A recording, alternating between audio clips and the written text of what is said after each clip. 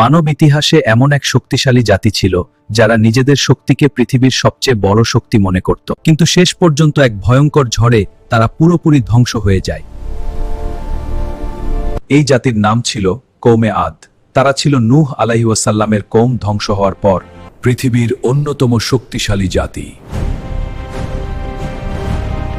কওমে আদ বসবাস করত আরব উপদ্বীপের দক্ষিণাঞ্চলে আহকাফ নামের বালুময় অঞ্চলে। তারা ছিল অত্যন্ত শক্তিশালী এবং লম্বা দেহের মানুষ।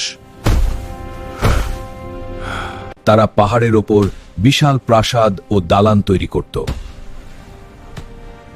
ধনসম্পদ ও শক্তিতে তারা ছিল অত্যন্ত সমৃদ্ধ। কিন্তু তারা আল্লাহকে ভুলে গিয়ে মূর্তি পূজায় লিপ্ত হয়ে পড়ে।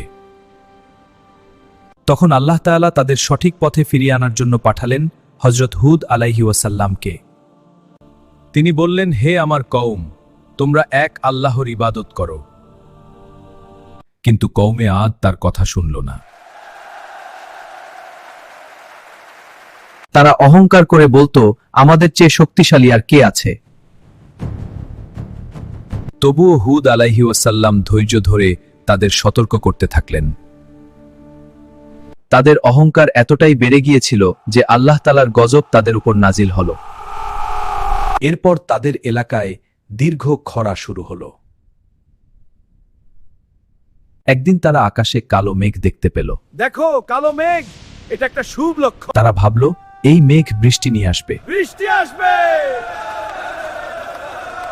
কিন্তু সেটি ছিল আল্লাহর ভয়ঙ্কর শাস্তি। প্রচণ্ড ঝড় তাদের শহরকে ধ্বংস করতে শুরু করল। মানুষকে বাতাস তুলে আছড়ে ফেলছিল। এই ভয়ঙ্কর ঝড় চলেছিল টানা 7 রাত ও 8 দিন। অবশেষে কওমে আদ পুরোপুরি ধ্বংস হয়ে যায়। এই ঘটনা মানবজাতির জন্য একটি বড় শিক্ষা। অহংকার মানুষকে ধ্বংসের দিকে নিয়ে যায়।